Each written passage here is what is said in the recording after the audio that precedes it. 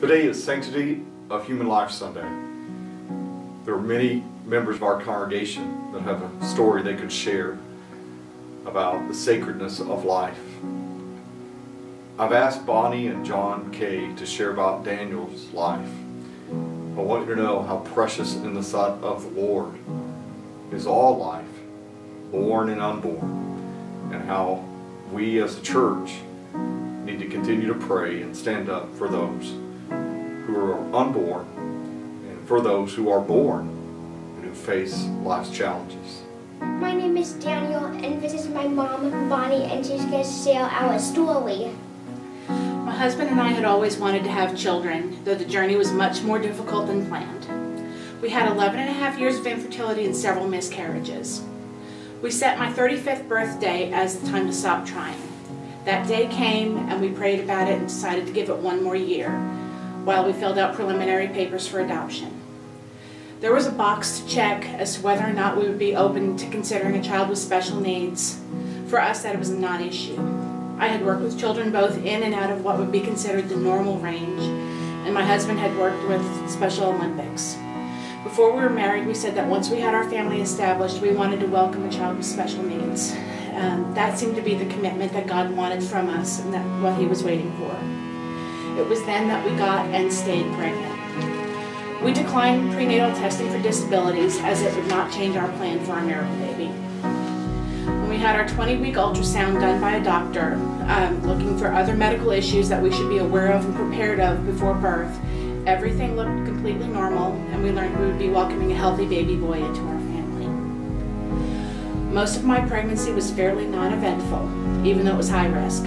We did not know until labor was induced that he had passed his first stool and had been breathing and swallowing it for a week. Everything seemed stable enough to try a minimally invasive delivery.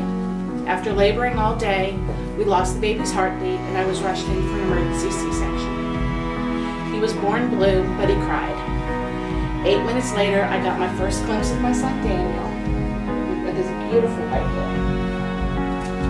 Early the next morning, the pediatrician on call came into our room and said, "I think your baby has albinism," and no explanation was given.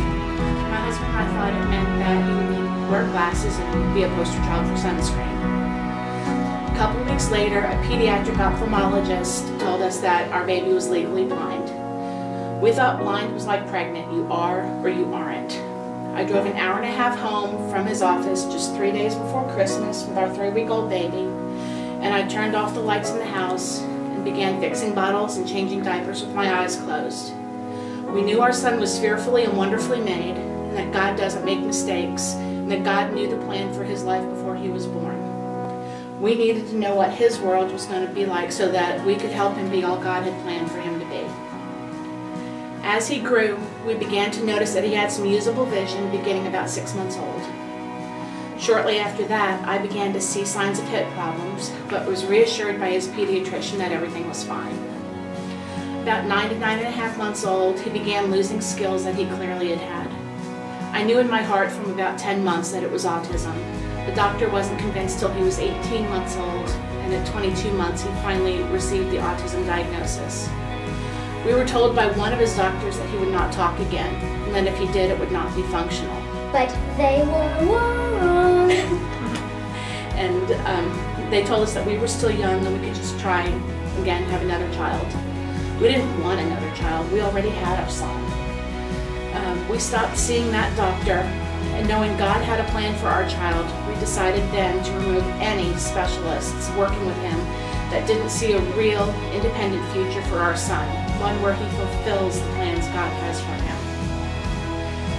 We have had other challenges arise as well, like drastic swings in his vision not explained by his albinism, and his hip instability. Both were explained by a new rare syndrome diagnosis that he just got. We were told that he should have had great trouble walking at all, yet he has enjoyed active sports for years. One thing that stands out with our son is his love of the Lord and his knowledge of the Bible.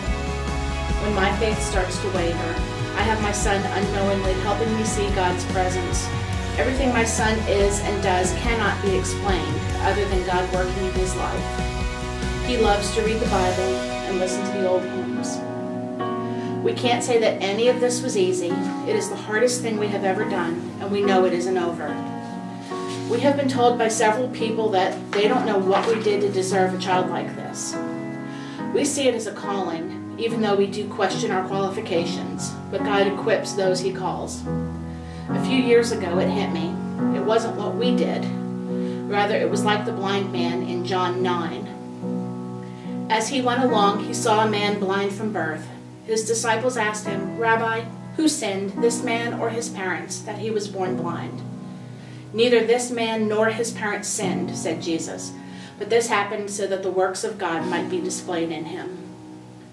Though we have been through much more than we could have expected in these past 10 years, one thing has remained very clear to us. Daniel is God's gift to us, and what we help him become is our gift to God.